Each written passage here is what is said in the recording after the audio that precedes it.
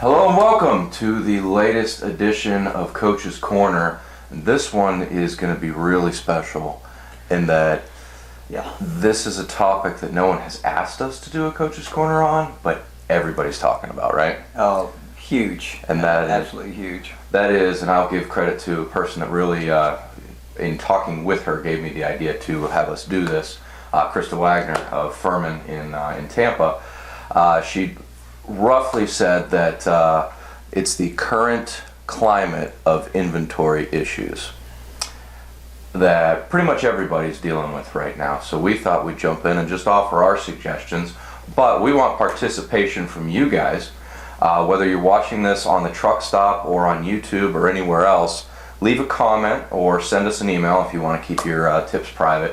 What are some of the things that you are doing to kind of combat some of this stuff? If we don't mention it in this video, please let us know, because we'd love to do a follow-up in a podcast on some of the things that we hear from, whether they're salespeople or field reps or anybody that's got a suggestion to help out. We'd love to be able to share that. Even mention you by name will make you famous. If you want it, of course. Yeah. So if you want to be anonymous, say anonymous. Yeah, let us know. So the first thing is, it's something we talk about a lot, and we promote pretty much everywhere we go. That is an employee purchase program. Tell us, give a little overview on how that works. That can be a good supplement. It's going to be more retail based, obviously, because we're talking about the employees of the companies. But we have a pretty detailed program on how to set up an employee purchase program, right from the handouts to the sign-up forms to even what kind of discounts to give. We pretty much cover soup to nuts. So employee purchase program can be a supplement to your commercial and your fleet sales, for sure. Right. And not enough people take advantage of it, Will, and it is a great opportunity to sell a lot of vehicles when you don't have the inventory with what you would want on the true commercial and fleet side. Right, so the whole idea is you got to do something a little bit different and sell what is available to you.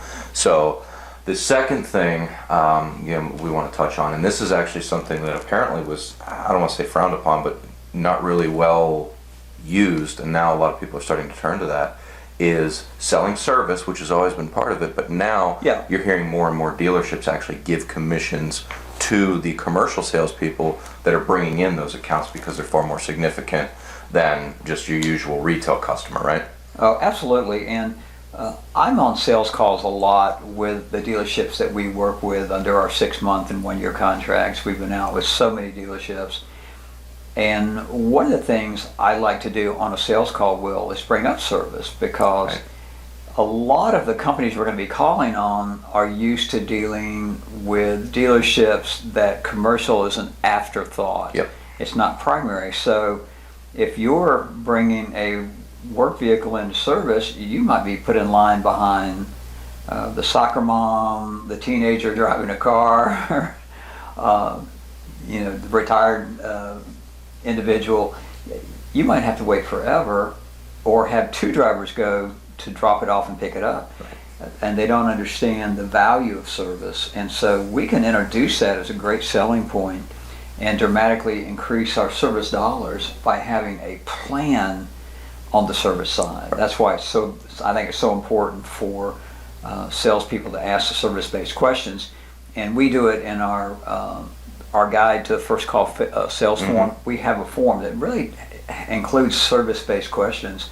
And what do we typically see from a dealership who wants to pay a commercial guy for also bringing in service?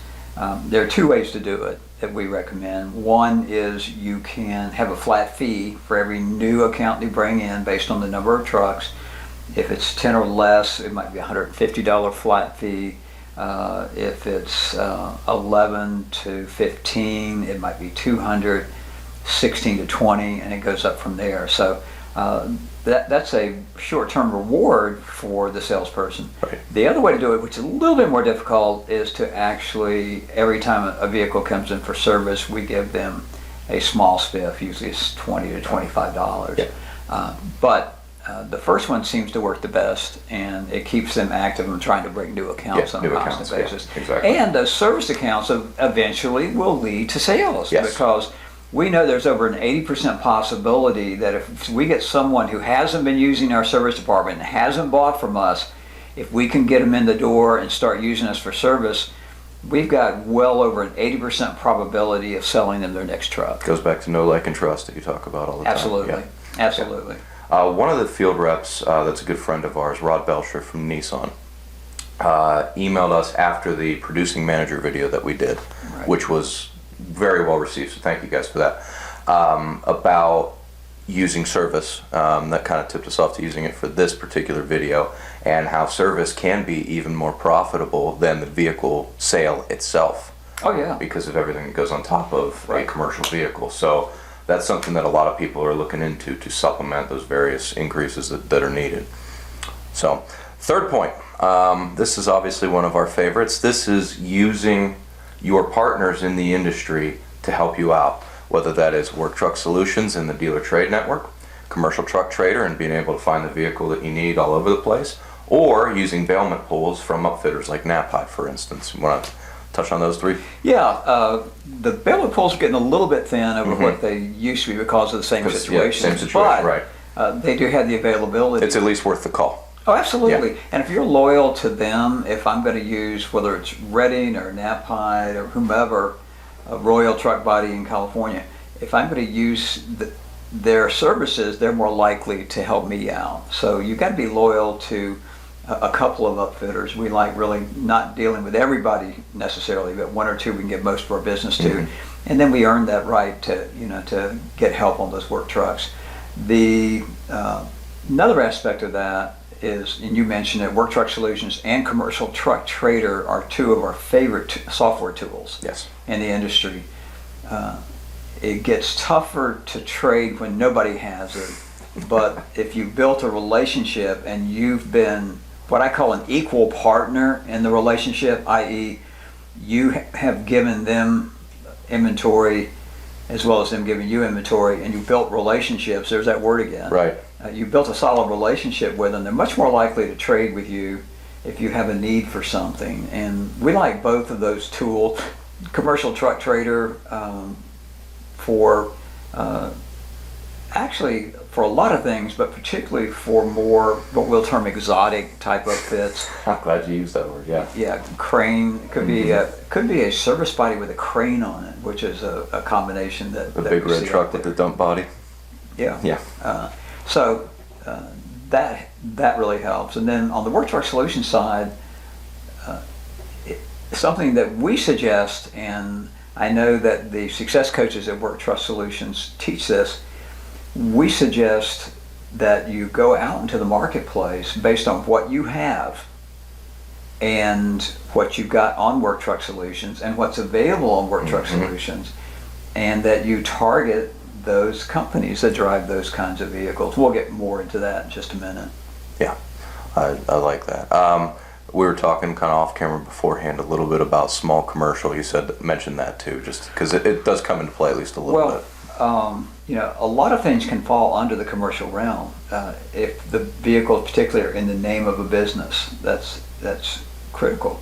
And something we have to sell that businesses I find that drive passenger cars don't take advantage of is the Section 179 tax code. Yes.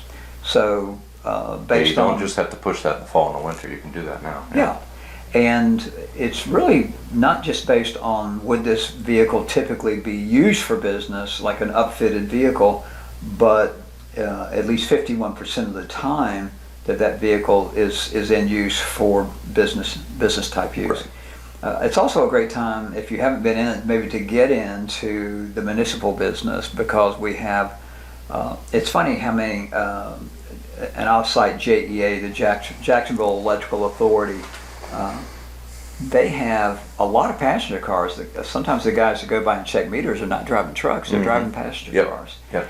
And a lot of the subdivisions of government drive passenger cars. So I think as much as we have our pride and we want to be truck guys, there's a lot of passenger car opportunities Yes, out there are. there if we'll look at them. And a great way to do that is the IHS Market, RL Polk, Mhm. where we can pull up data on companies that drive more consumer type vehicles, passenger cars. Right. So. Any other things that you want to add before we ask for their participation again? Yeah, and I've just got off the phone with a very good friend of mine, AJ Hewitson. He agreed to do a second podcast for us, Yeah, and he it'll be did coming a up, yeah. fabulous job as always. And I posed that question to him. I said, AJ, you've been at this business for 16 years, and so what happens when you can't get the inventory? And he said the truest statement that I say and hear and espouse: sell what you got. And that's what he said, if we don't have it, we don't shut down the shop, we don't close up, we don't, cry in our beer. Yeah. We sell what we've got. And here's what that entails that people really don't think about. And I'll cite, and I won't name the dealership. I was in a dealership, I was meeting with the sales staff, and the complaints came, we don't have the inventory.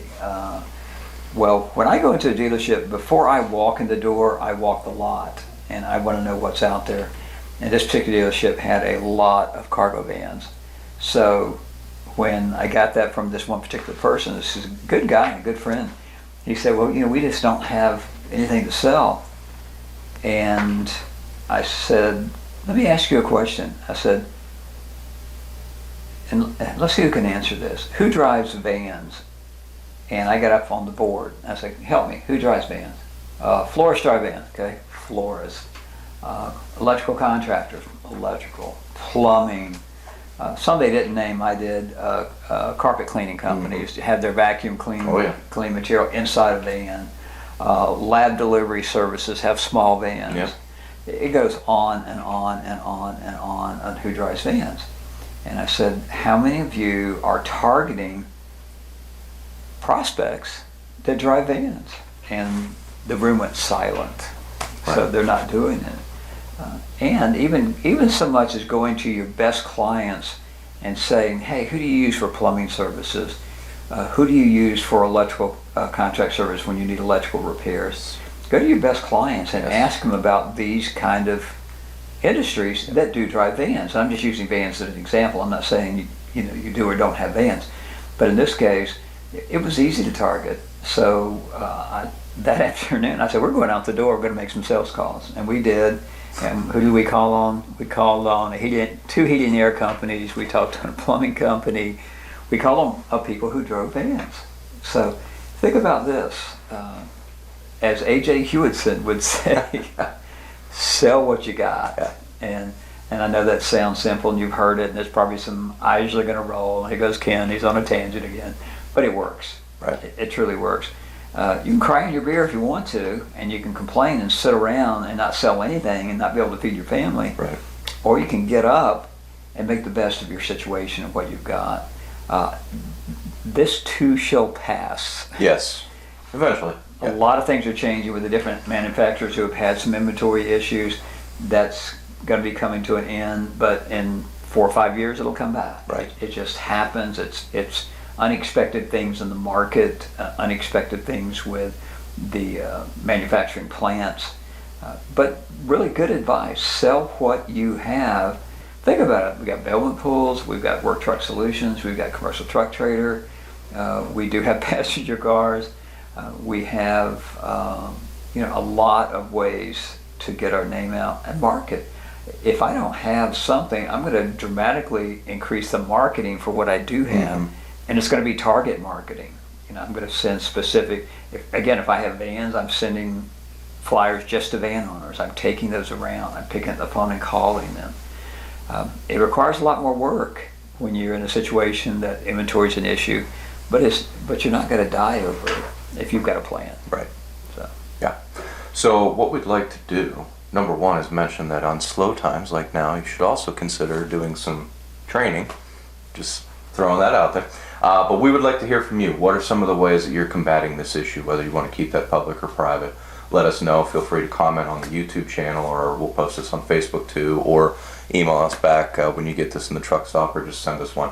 We'd like to know, and we'd like to put some of that list together in a podcast and follow up on this to offer anything we have. Even if, however many suggestions we had here, 80% of them were something you heard before. Hopefully you got a little bit out that maybe that one little thing that's missing might make a difference for you. Absolutely. So, Absolutely. Thank you so much for taking the time to watch this. We hope we helped a little bit. We'll be back again for another Coach's Corner sometime Take care. soon.